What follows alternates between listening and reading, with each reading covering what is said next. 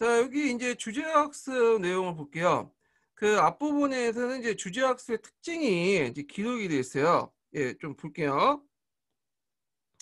자, 주제학습은 하나의 역사적 사건이나 개념보다 더 큰 범주의 역사적 과제를 해결하는 하여 역사를 이해하는 거다. 여기까지 주제라는 범위가 사건과 개념보다 더 크다는 거죠. 예, 사건보다 더 큰 게 개념이고 개념이 모여갖고 주제가 되는 거죠. 자, 그리고 주제학습은 서로 연관성이 있는 여러 가지 사건을 하나의 주제로 묶고 학습함으로써 한 시기의 역사적 국면, 한 시기의 역사적 과제 또는 시간의 흐름 속에서 인간 생활의 한 국면의 변화를 심층 탐구하는 것이다. 그래서 이제 주제학습의 어떤 목적이 여기 또 나오죠. 여기까지가 특징, 목적. 자, 그러면 주제학습에서 제일 중요한 게 주제를 선정하는 부분이에요. 요게 이제 예전에 기초가 관련돼서 한번 언급돼 있었거든요. 주제 선정. 예. 그래서 주제를 선정하는 방법을 이제 뭐냐면 여기에서는 크게 세 가지를 제시를 하고 있어요. 세 가지를. 첫 번째로는 단원명을 이제 선정하는 거야. 교과서에 있는 단원명을 선정하는 거고, 두 번째로는 두 가지 이상의 문제를 해결하기 위해서 그 뭐냐면 두 가지 이상의 문제를 탐구를 해결하고 그 주제를 이해할 수 있도록 주제를 선정하는 거죠. 두 가지 이상의 문제를. 자, 그리고 세 번째로는 소주제와 사건을 연결시키는 거야. 사건을 연결시켜갖고 역사 지형의 큰 그림을 이제 지형도를 그리는 거지. 지형도.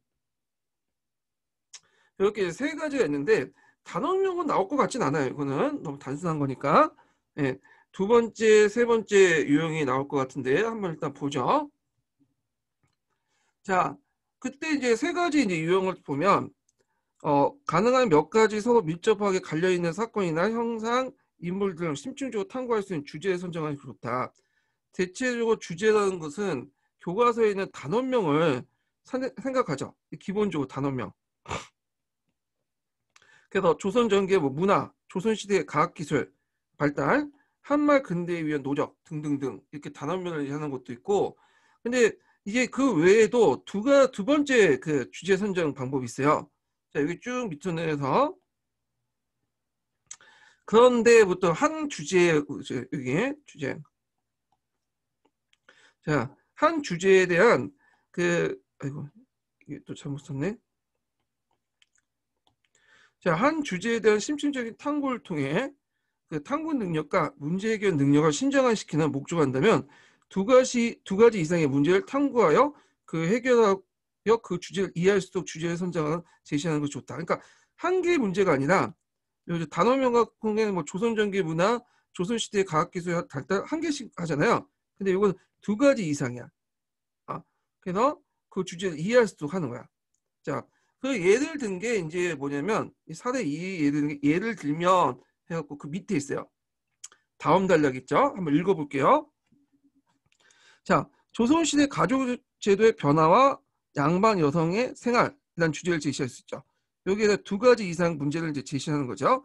이 경우 우선 조선시대 가족제도의 전반적 이해가 필요하고 조선시대 가족제도가 어떻게 되어 있고 그것이 어떤 방향으로 변화된 것인지 검토한다. 그리고 가족제도가 특히 여성과 관련하여 어떤 것이 제도화되어 가고 어떤 것이 간섭적으로 유지되었는지 그 제도와 간섭 가운데 무엇이 언제부터 왜 변화되는지 탐구해야 된다.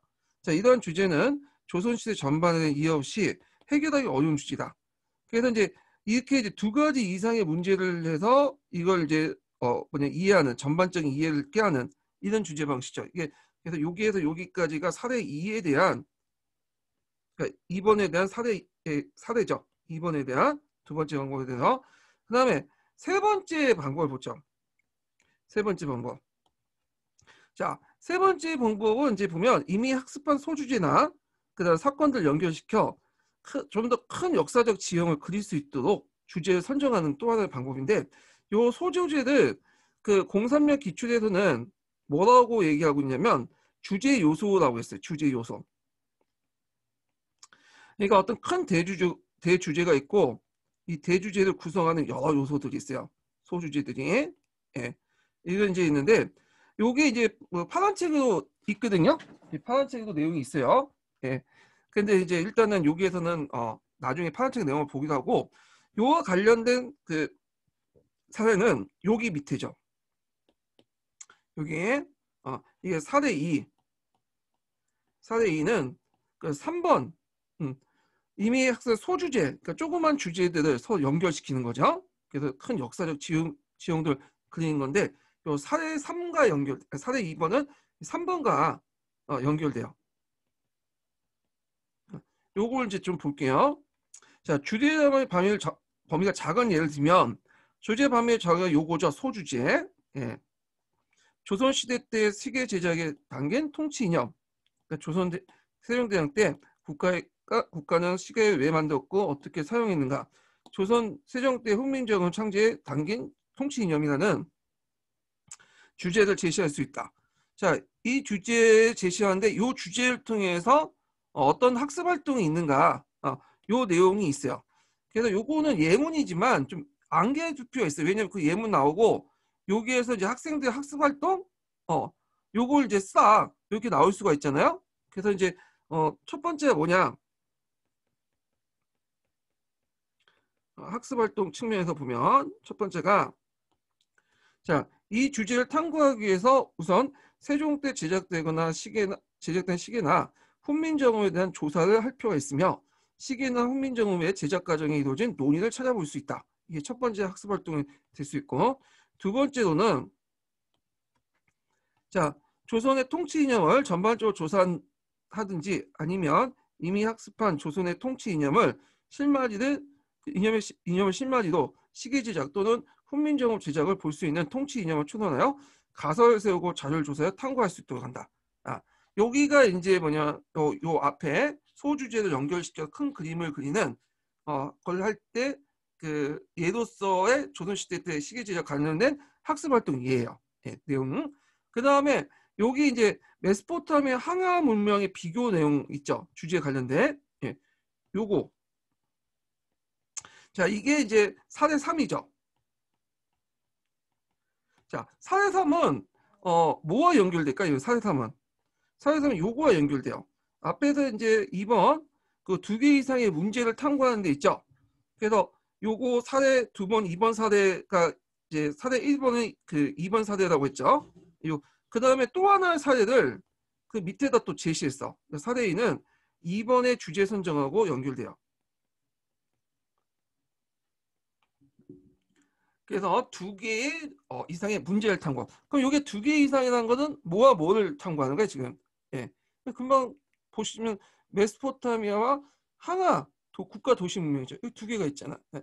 그래서 이제 그래서 만들어진 문자와 사람들의 생활.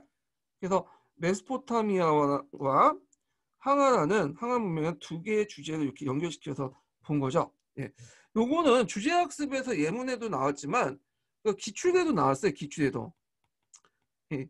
메소포타미아 항아 문명 관련돼 가지고 비교. 근데 이거는 주제학습에서 나온 게 아니라 비교학습에서 나왔어. 비교학습 예문에서 나왔거든요. 한번 그 나중에 기출 문제 찾아보세요. 그 메소포타미아 항아 문명의 공통점 차이점 해갖고 그 당시에 한번 나왔어. 그게 객관식 기출 문제 나왔을 거야. 객관식 기출. 예. 자, 그러면 그거 관련된 그 사례 3번과 관련된 내용을 볼게요. 2번 주제에 선정 관련된 내용이죠. 그 관련된 사례 3번을 읽어보면 자, 세계사에서 메소포타미아 항아 등 고대 도시의 문명에서 만들어진 문자와 사람들의 생활이라는 주제를 예를 들 수 있다. 이 주제의 경우에는 각 지역에 남아있는 기록들을 통해서 문자가 왜 만들어졌고 문자가 누구를 위해 사용했고 그 문자를 통해서 어떤 의사를 표현했고 그 다음 의사 표현을 통해서 이해할 수 있는 사람들의 생각이 무엇인지에 대해서 조사하고 탐구할 수 있도록 한다. 자, 이러한 주제는 개별적인 학습 내용을 비교하고 종합한 사고 과정을 통해 문제를 해결 유도한다. 자, 끝머리가 주어인 말이 있죠. 예. 주제는 개별적인 학습 내용을 비교하고 종합한 사고 과정을 문제를 해결한다. 그래서 이런 비슷한 유형의 문제 예문이 나오고 이걸 통해서 주제가 이런 가운데 주제가 어떤 역할을 하냐. 요걸 쓰시면 되겠죠. 개별적인 학습 내용을 비교하고 종합한 사고 과정을 통해 문제 해결 이렇게 하면 돼요.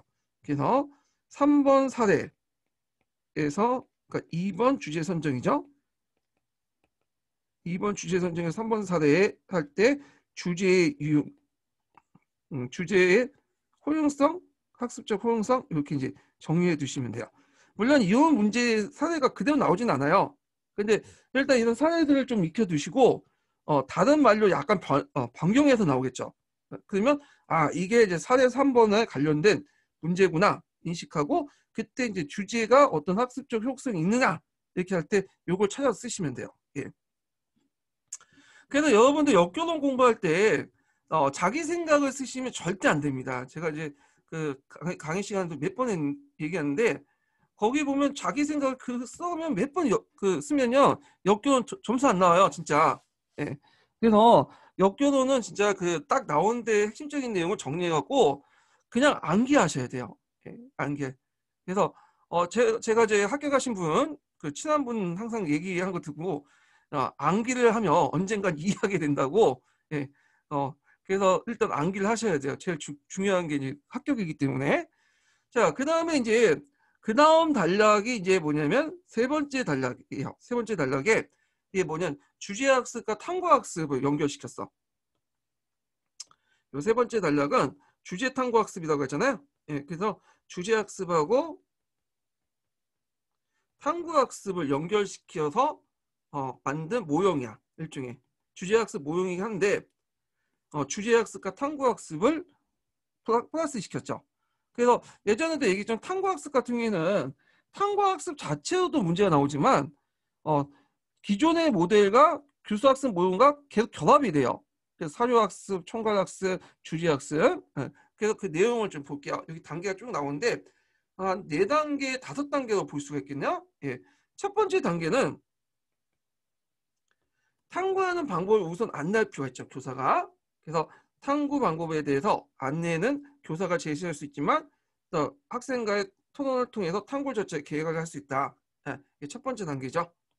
그 탐구 방법을 안내한다. 그리고 탐구 자체의 계획을 학생과의 토론 통해서 정한다. 뭐 이런 단계야. 그러니까 두 번째 단계는 교사와 학생의 탐구할 주제를 결정하는 단계고요. 그 다음에 이제 세 번째 단계는 탐구할 주제, 과제와 관련해 조사할 세부적인 사건, 상황, 형상, 국면에 대한 잠재적인 관련을 결정한 후 자료를 조사하는 단계고, 그 다음 네 번째 단계는 조사한 자료를 기초로 세부적인 사건들, 국면들과 주제와 관련된 주제의 관련성을 확인하고 종합적인 과제를 해결한다. 이 네 번째 단계고요. 다섯 번째 단계는 토론이나 보고서 작성을 통해 주제에 대한 이해를 심화시킨다. 이런 일련의 이제 뭐냐면 과정을 이제 겪게 되죠. 주제학습에서. 예. 그래서 요거 단계가 뭐 나올 것 같진 않은데 일단 거기 적혀 있으니까 암기는 해두세요.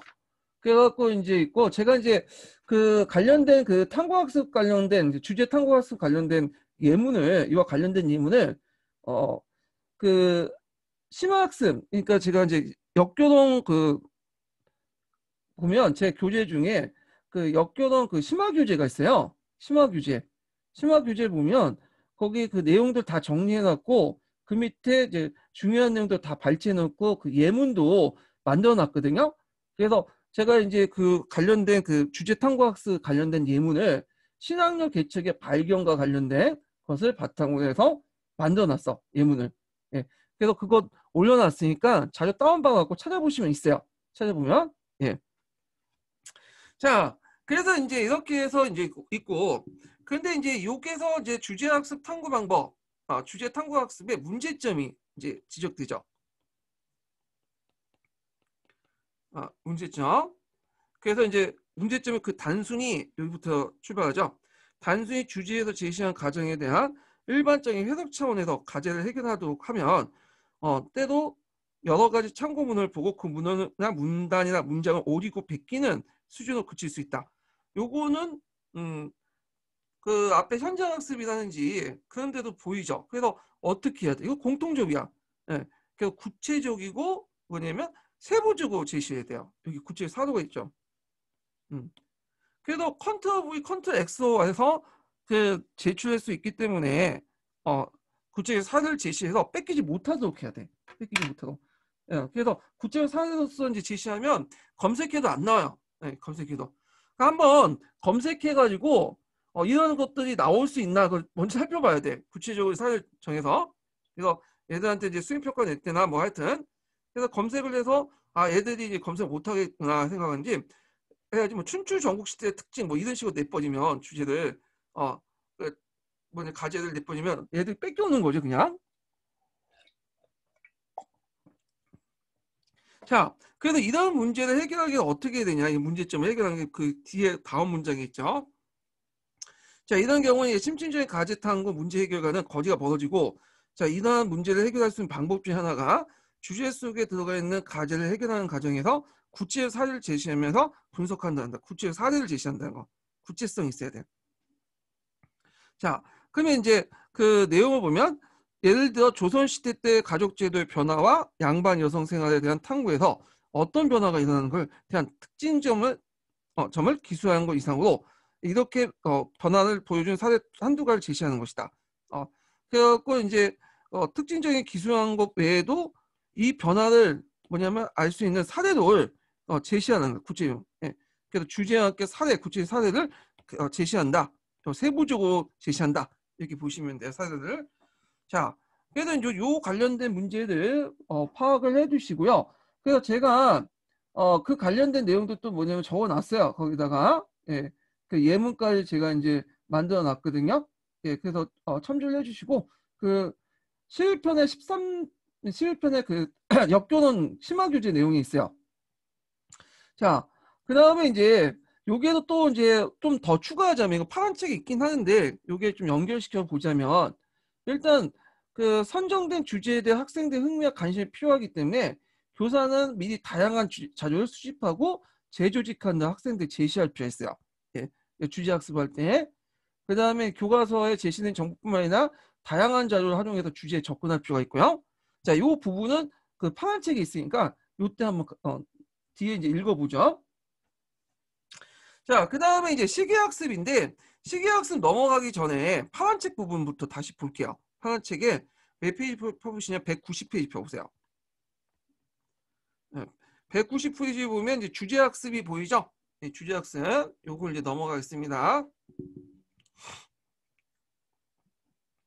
자, 주제학습 볼 때는 꼭 녹색 책과 파란 책 같이 보세요. 예. 자, 주제학습은 단위나 역사적 사실이나 개념, 사건이 아니라 보다 강범위한 역사 영역이나 문제를 학습 내용을 다루는 것이다. 예.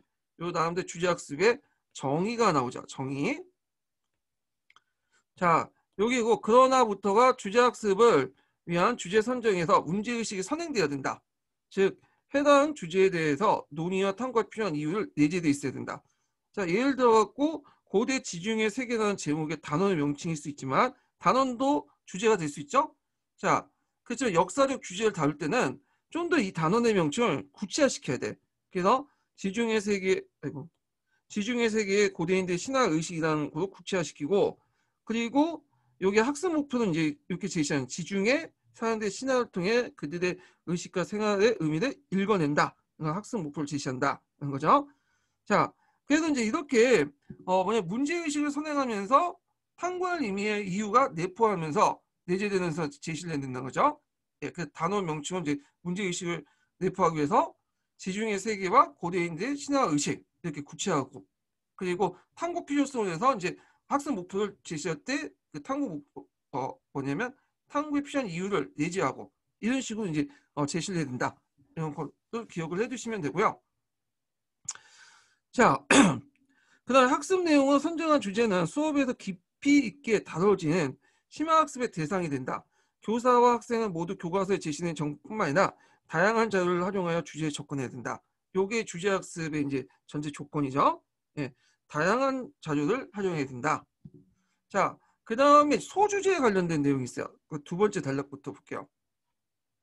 예전에 이제 그 03년 기출인가요? 예, 03년 기출에 소주제스라고 하는 문제가 나왔어요. 소주제.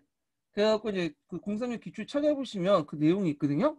그게 아마 이제 무슨 거냐면 성이노악 니키우스의 생애에 관련된 내용인데 이 자료를 바탕에서 뭐 주제학습을 하려고 한다. 그때 적절한 제목을 주제학습을 하려고 하는데 그때 주제 요소 2가지 쓰시오. 이런 내용도 있거든요. 이 주제 요소는 소주제예요. 예. 자, 그러면 이제 내용을 볼게요. 주제학습은 하나의 소주제로 심도 있게 그 다루는 경우와 대주제 안에 소주제를 두고 종합적으로 접근하는 방법이 있다.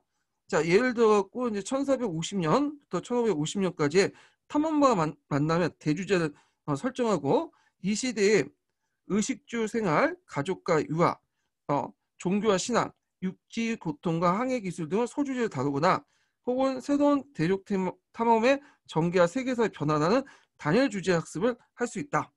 자, 그래갖고 이제 이렇게 했고요. 자, 이러한 주제는 교사의 강의식 수업이나 학생들 프로젝트 과제를 다룰 수 있으며, 주제 학습의 제목은 논술 문항 형식으로 가능하다. 자, 여기 키워드가 있죠. 여기 논술 문항식 주제 학습 제목. 요것도 03년 기출 문제에 나왔어요.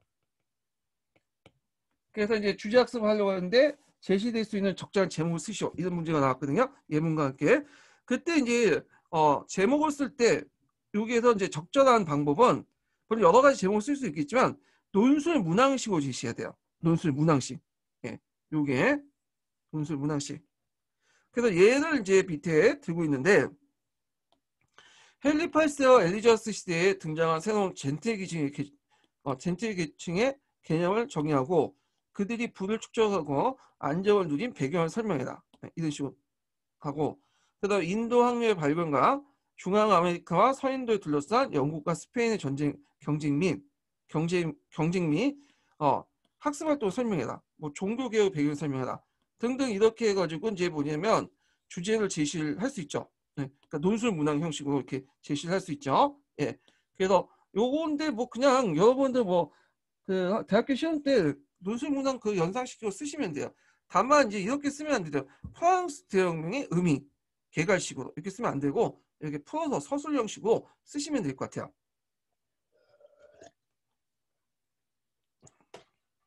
자, 그 다음에 이제 쭉 넘어가서 마지막 단락을 볼게요. 자, 주제학습의 접근 방법은 다양하다. 그러니까 여기 탐구활동, 토론, 역할극 이걸 통해서 이제 얘기를 하는 거고, 그래서 다양해서 반드시 강의나 토론 방식만 있는 것이 아니라 따라서 집중적으로 논의할 필요가 있는 적절한 주제 선정하고 수업 내용에 선정된 주제를 깊이 있게 그리고 폭넓게 인식을 도움을 줄 수 있는 가장 효율적 방법을 모색하는 게 중요하다. 그래서 여기 보면 이제 성공적인 주제학습을 하기 위해서 제일 중요한 것이 나오죠. 학생들의 흥미가 관심이 필요하며 아이고 이게 왜 안 적어? 학생들의 흥미와 관심이 필요하며 이를 위해서 교사는 미리 다양한 관련 자료를 수집하고 재조직하여 학생들이 제시한 것이 바람직하다. 그래서 주제학습을 할 때 교사의 어떤 역할 이런 것들 이제 제시를 하고 있어요. 자, 그래서 이제 이렇게 해서 주제학습은 이제 끝났습니다. 자, 그 다음에 볼 게 뭐냐 하면 이게 녹색책 다시 돌아와서 시기학습 볼게요. 시기학습.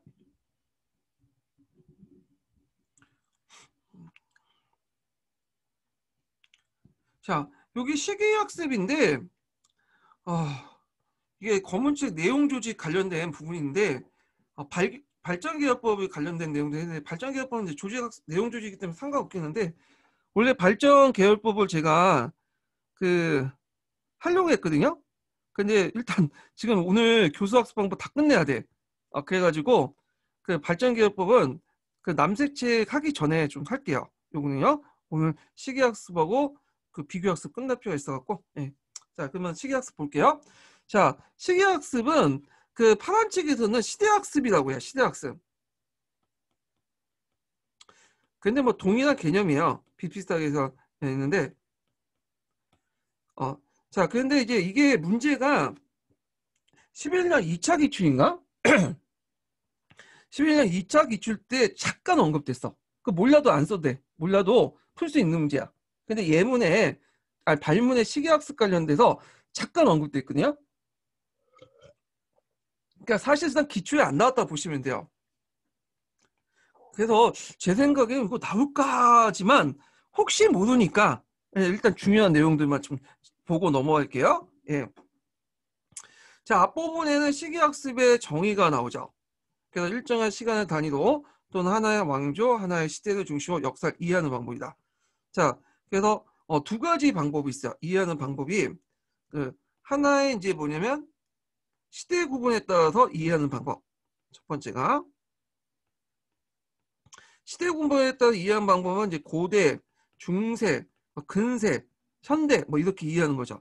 두 번째는 그냥 그 한 시기를 이해하는 거야. 한 시기를 시대 구분 없이 이런 거 신경 없으시 그냥 예를 들어서 뭐 17세기, 그다음 18세기 이런 식으로 100년 단위로 이해하는지 그 자기 마음이에요. 예. 자, 이렇게 두 가지 방법이 있고요. 여기에서 이제 이 두 가지 방법을 이제 나누면서 조금씩 좀 설명하고 있어요. 예. 볼게요. 자, 예를 들어 100년 동안 특정 지역의 역사 또는 30년 지역의 30년 동안 세계 역사, 고대 도시의 문화 역사 같이 시간을 중심으로 학습 과정을 제시한 걸 말한다. 예. 요거는 여기를 이제 얘기를 하는 거죠. 한 시기를 그냥 떼가지고. 예. 자, 그리고 이제 그 시기학습에서는 학습한 시기의 특정한 관점이나 발전이나 변화를 보기 위해 시대 구분한 뒤 선택할 수 있으나 반드시 그래야 할 필요 없다. 그래서 시대 구분을 통해서 시기학습도 할 수 있지만 반드시 구분할 필요 없어요. 그냥 한 시대에 그냥 자기가 임의대로 떼가지고 할 수가 있어. 자, 그래서 이제 이렇게 했고 그 다음 단락을 볼게요. 자, 시대를 이해하는 목적이라면 시대를 이해하는 목적을 하면 시대 구분에 입각한 시대 선택이 중요해요. 예, 시대 구분이 요거와 연결될 수 있죠. 여기에서 시대 구분 이렇게 요거와 연결될 수 있죠. 그렇지만 그냥 한국사 전반 이해한 시기를 하면 그 시기 구분을 그렇게 시대 구분 중요하지 않아. 그래서 시기 학습이나 학습을 한국사 전반의 이해나 한 시기 이해를 목적으로 한 것이 아니라 그걸 목적으로 한 것이 아니라죠. 예, 제가 말을 잘못했어요. 특정한 시기를 이해하면 역사를 탐구하고 해석하는 능력을 배워가고 이해하는 데는 시대 구분은 크게 중요하지 않다. 그러니까 이제 여기 말에서는 한국사의 전반적 이해와 그 다음에 한 시기 이해하는 목적이라면 시대 구분이 필요하지만 특정한 시기를 그냥 역사를 탐구하고 해석하는 능력이라면 그냥 시대 구분이 필요 없다. 이걸 얘기하는 거야. 예. 그래서 여기 두 가지 이렇게 연결시켜서 보세요. 시기 구분과 한 시기를 그냥 이해하는 거 이렇게 보시면 돼요. 자, 그래서 이제 있고 그 다음 장 보면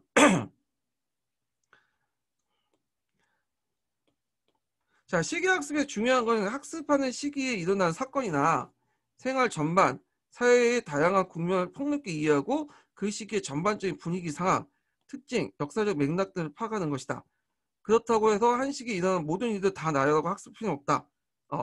그래서 그 시기를 이해하는데 중요한 사건들을 선정해야 된다. 이렇게 해서 이제 뭐 시기학습할 때 이제 뭐 이런 것들 이해해야 된다. 뭐 그런 내용도 있고요. 자, 사건에 관련된 성적 내용이 있는데 그 학생들이 이제 교사가 선정할 수 있지만 대개 이제 학생들이 스스로 그 시기를 이해하고 중요한 사건을 선정하도록 하고 그 사건이 그 시기를 이해하는데 왜 중요한지에 대한 설명 토론화도 유도할 수 있다. 그래서 이런 활동을 통해서 학생들이 그 시기에 일어난 사건이나 활동했던 인물된 기초적인 지식을 갖추고 있을 필요가 있다. 그래서 사건 선정할 때 학생들이 수수할 때 학생들이 갖춰야 할 뭔가 기본적인 자질, 전제 조건 요걸 이제 좀 얘기를 하고 있어요. 그래서 여기 쭉 뭐 관련된 그 시기학습 학습법이 있는데 그냥 건너뛸게요. 이건 뭐 시기 나올 가능성도 없어서 건너뛰고 자 뒤에 한번 쭉 볼게요. 뒤에 쭉 보서 거기에 보면 이제 장점이 있어요. 장점인데 시기학습이 아까 전에 두 개로 나눈다고 했죠. 시대학습 시대 구분하고 입각한 거, 그다음에 시대 구분이 입각하지 않은 거. 예. 그래서 이게 장점도 이렇게 나눠서 있어. 처음에 시대 구분에 입각한 장점이야. 시대 학습할 때 시대 구분에 입각한 장점은 뭐냐? 자, 시대 구분에 입각하여 학습한 시대에 선정할 경우에는 서로 다른 시대의 특징을 비교하여 시간 발전, 변화, 지속이라는 개념을 이해하는 데 도움을 줄 수 있다. 이게 이제 시대 구분을 통해서 시대 학습할 때 이렇게 있고, 그냥 시대 구분 없이 그냥 어떤 특정한 시기를 이해하려고 했대. 한 시기를 이해할 때는 2번, 2번이죠. 요거는 요거의 장점이죠. 시대 구분하지 않을 때. 한 시기에 대한 전반적 이해를 목적으로 시기를 선정하는 경우에는 한 시기 동안 일어난 사람들의 사건들 시기수 나열하고 그 사건들 간의 사이의 연관성을 파악하거나 그 사건들을 다양한 인간의 생활 국면을 관점에서 분류하여 시기적 특징을 추론하는 능력을 함양하는 데 도움을 줄 수 있다. 그래서 이제 이 두 가지 이제 뭐냐면 시대학습의 장점 그렇게 있고요. 그 다음에 맨 마지막에 1화부터까지가 교사의 역할이에요. 교사의 역할. 시대학습할 때 어떤 교사의 역할. 자, 교사 역시 이 시기에 대한 충분한 지식과 자료들을 가지고 있어야 하며 이 시기에 대한 학계의 새로운 연구 동향을 파악해서 학생들에게 학습의 폭과 깊이를 심화시킬 수 있도록 노력해야 된다. 그러니까 뭐 시대 구분하든 어떤 특정한 시기 한 시기를 택하고 전반적인 이해를 목적으로 하든 간에 그 나름대로 기존의 지식뿐만 아니라 기존의 지식을 바탕으로 새로운 관점이나 이런 것도 파악을 해야 된다. 뭐 이런 내용이에요. 자, 그래서 교사의 역할 내용이 있고요. 그 다음에 이제 파란책에 시대학습 내용이 있는데 이것도 뭐 한번 읽어보세요. 그냥 그냥 읽어보세요. 자, 그러면 이제 다시 녹색책 들어가서 비교학습 보죠. 비교학습. 자, 이 비교학습은 상당히 중요해요. 아마 교수학습 방법 중에 제일 많이 나온 게 비교학습이야. 그래서 그 유추 나오면 그 다음 비교학습 그런 식으로 나오거든요. 그래서 뭐 2, 3년에 한 번씩 이렇게 나온 것 같아. 잠깐만요. 책을 이제 이게 왜 이러지? 잠깐만요. 자, 그러면 내용을 보면요.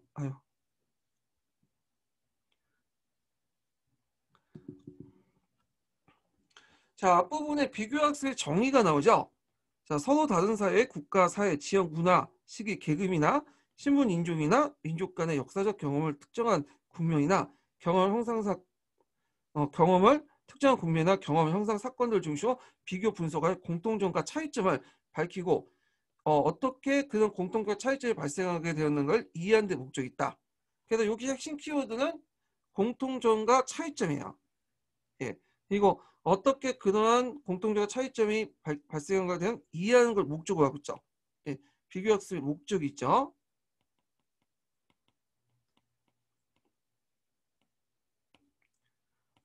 비교학습 목적.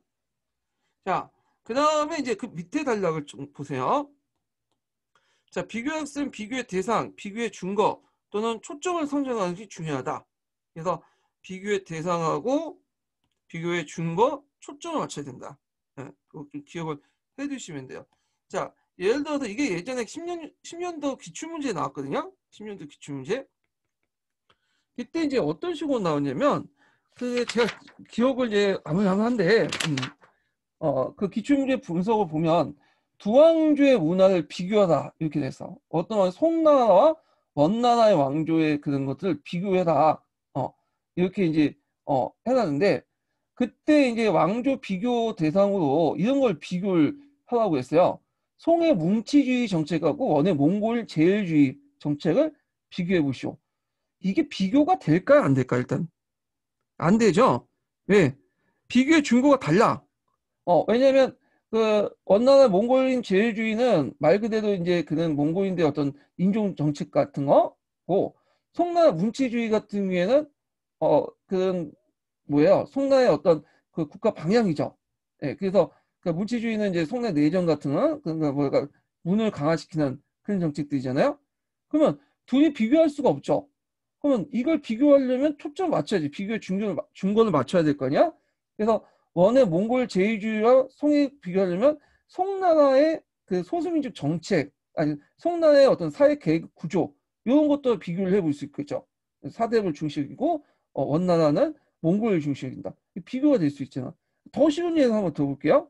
자, 송나라 그 예를 들어서 미국의 그 강아지의 어떤 그 삶과 그 한국의 여성의 삶 이렇게 한단 말이에요. 비교가 돼요? 비교가 안 되죠. 비교 준거가 달라. 그래서 이게 비교 준거와 초점을 맞추는 데 이게 제일 중요한 거야. 이게 그래서 이런 것들이 밑에 내용들이 있으니까 한번 쭉 읽어보세요. 한번. 자, 여기에서 이제 좀 볼게요. 이것만 중간 단계만 좀 읽어볼게요.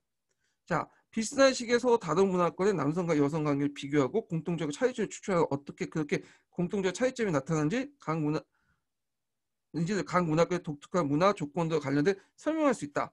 그래서 같은 사회 내에 서로 다른 신분의 생활 모습을 비교하나 그다음에 남성과 여성의 생활을 비교하나 왜 그런 공통적 차이점을 나타내는지 설명할 수 있다.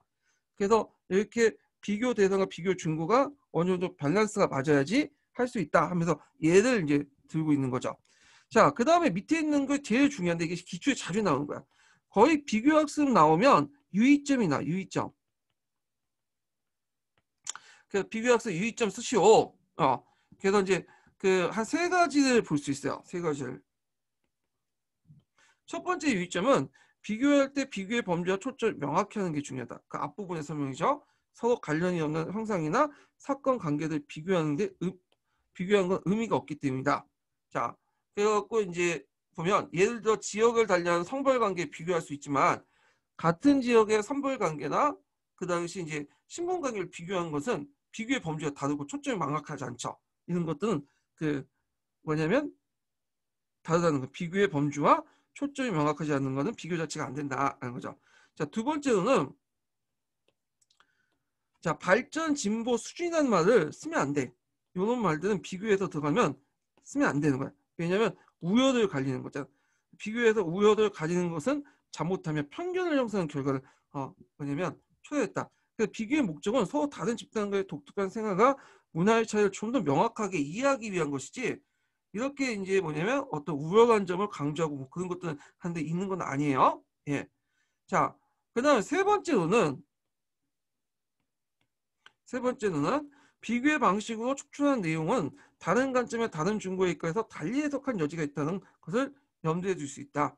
그래서 뭐 그 문화적인 측면에서는 좀 약간 그러니까 문화적인 측면에서는 서로 이제 우위가 있고 그좀 뒤처져 있다고 해도 군사적 측면에서는 뭐 좀 앞서갈 수 있죠. 그러니까 다양한 관점에서 비교를 해야 된다는 거예요. 다양한 관점에서 어떤 특정한 관점이 아니라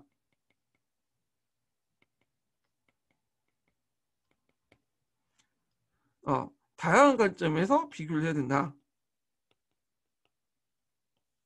그렇기 때문에 다양한 관점에서 다른 기준에 따라서 접근하면 다른 해석의 여지가 있을 수 있다. 이렇게 이제 볼 수가 있어요. 그래서 예전에 한번 기출문제 예문에 나왔던 게 이런 게 있어요. 이건 좀 약간 다른 건데, 그 여기에서 이제 그 송나라와 원나라 그 왕조에 관련된 내용을 비교 학습을 이제 할 때, 이런 게 있죠. 두 왕조의 문화를 비교해 어느 문화가 더 나은지 판단해 보자. 자, 이거는 비교 학습에서 뭐에 걸리는 거지? 문제점에 두 번째 문제점이 되죠. 어, 발전, 진보, 수준에 비해 우열을 가리키는 잘못하는 거죠. 편견을 심어줄 수 있잖아. 그리고 왜 문화적인 측면만 비교를 해요? 네, 문화적 측면, 그러니까 두 왕조의 문화를 비교해가지고 문화뿐만 아니라 정치, 경제, 사회 문화 등 전반적으로 비교를 하면 어, 문화 문화적 측면에서 송이 더 나올 수 있죠. 그렇지만 다른 관점에서 접근하면 뭐 군사적이나 이렇게 다른 관점에 접근하면 다른 오히려 원나라가 그 몽골 쪽이 더 뭐냐 뛰어날 수 있잖아요. 예. 그렇기 때문에 한 가지 관점을 가지고 이게 뭐 열등하고 우월하다 이렇게 말을 할 수가 없다는 거야. 예. 그 남자와 여자를 좀 비교할 때 남자는 힘이 세고 여자는 힘이 약하다. 그럼 남자는 그 식으로 힘에 따라서 남자는 그 우수하고 여자 열등하다 이렇게 나오면 편견이죠. 그렇지만 생산 능력을 볼 땐 남자가 열등하잖아. 그러니까 그 하나의 관점 가지고 아니라 여러 가지 관점에 따라서 비교를 해야 되는 게 제대로 된 비교를 해야 된다. 이런 내용들이에요. 자, 그래서 이제 이렇게 해서 그 관련된 내용을 받고 요 내용이 이제 뭐냐면 그 녹색책뿐만 아니라 파란 책에도 있어요. 파란 책 내용을 마지막으로 좀 볼게요. 196페이지 펴죠. 196페이지. 자, 비교학습 파란 책 내용이요. 저도 넘겨서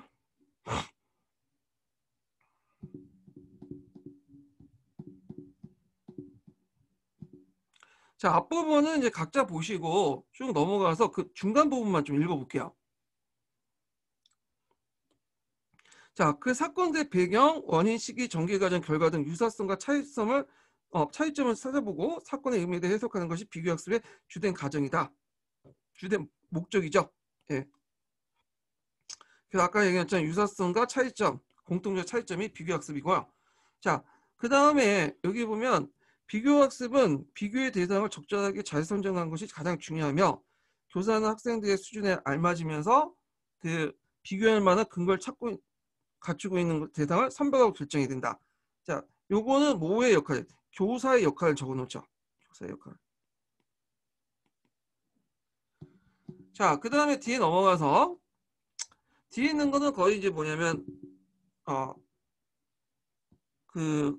녹색지에 있는 내용하고 이제 동일한 건데, 자, 쭉 보시면 따라서부터 한번 보세요. 따라서부터가 유의점이야. 그래서 따라서 비교학습 과정에서 비교 대상에 대한 성어 감정이나 우열의 판단을 요구하는 건 매우 위험하며 비교 평가를 할 때는 반드시 기준을 다양하게 선정해서 학생들 평가 관점의 그 폭을 넓혀주는 것이 바람직하다. 또한 비교 판단의 결과 항상 다시 해석할 수 있는 가능성을 열어줘야 된다. 예, 이렇게 있고, 자, 그리고 이게 이제 세 가지죠. 첫 번째, 그 다음에 두 번째, 세 번째. 예, 그래서 이제 있고, 그 다음에 이제 쭉 넘어가서 자, 밑에 내용을 보면 비교학습 의의와 관련된 내용이 나와요. 자, 비교학습의 과정은 왜 그러한 유사점과 차이점이 발생하는가에 대해서 학생들이 사고하고 탐구할 수 있는 능력을 기르고 비교 대상을 어떻게 평가할 것인가에 대한 학생 자신의 역사의식과 태도를 확보하는 데 그 의의가 있다. 자, 의의가 있죠. 의의. 그 의의, 뭐 또 달리 해석하면 장점이 될 수 있죠. 예전에 한번 비교학습에 유용한 점 해갖고 나온 적이 있거든요. 그거 연결시켜 보시면 되고, 참고로 이 비교학습이 그 남색책에도 나와요. 남색책 비교적 설명해갖고 이제 일반적 설명 방식에서 비교적 설명 나오거든요. 이것도 또 그와 관련돼서 또 내용이 있으니까 그때 한번 또 살펴보기도 하고. 자, 그 다음에 이제 학습 주제에 따라 다르지만 폭넓은 시야를 필요로 하는 비교학습은 시대학습과 마찬가지로 고학년 학생들에게 운영하는 것이 바람직하다. 고학년 학생들에게 운영하는 것이 바람직한데 고학년 학생들에게 고학년 그 이유는 여기 있죠. 폭넓은 시야를 표현하기 때문에. 네, 요거. 그래서 비교학습을 고학년 수업에 적합한 이유를 쓰시오. 이렇게 하면 폭넓은 시야를 필요하기 때문에 고학년 수업에 적합하다. 이렇게 답을 구성하시면 되겠죠. 자, 그래서 이제 이렇게 해서 교수학습 방법을 이제 간략하게 이제 끝났어요. 간략하게. 그래서 다음 시간에는 이제 뭐냐면 평가와 관련된 내용이 있는데 제가 이제 평가가 되게 약해요. 왜냐면 제 평가가 역사과 관련된 내용보다는 교육학 관련된 내용이거든요. 이거 이제 수학적인 어떤 계산도 있고 그래갖고 제가 이제 뭐 그 얘기는 해드리는데 정확하게는 얘기를 못 해드리겠어. 평가 부분은. 그래서 최근에 이제 기출 주제를 중심에 평가 관련된 내용들을 좀 얘기하고 그 다음 시간에 평가책 있죠. 평가책. 예, 평가책 부분을 한번 발췌도 갈 거예요. 평가책 요번에 포트폴리오 나왔잖아요. 그래서 그 포트폴리오와 관련된 수행평가 내용들만 좀 발췌독하고 그 다음에 남색책으로 넘어갈게요. 예. 자, 오늘 수고하셨습니다. 다음 시간에 뵐게요.